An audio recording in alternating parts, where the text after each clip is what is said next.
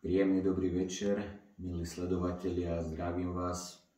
Dnes máme ten sviatočný deň, sviatok zalúbených, Valentína, takisto cirkevný sviatok našich vierozvestov Cyrila a Metoda.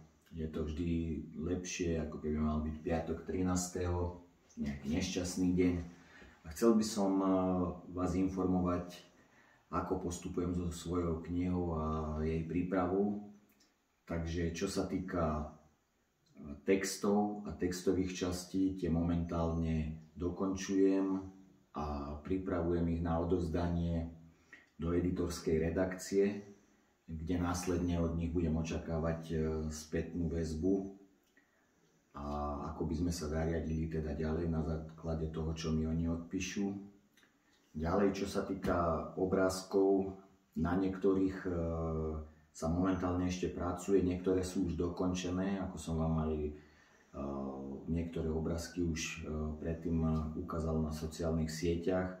Je to náročnejší proces, ako pri textoch s obrázkami je viac roboty, s ilustráciami, tak bude to časovo náročnejšie ešte s nimi, kým sa to odovzdá grafikom a tak ďalej.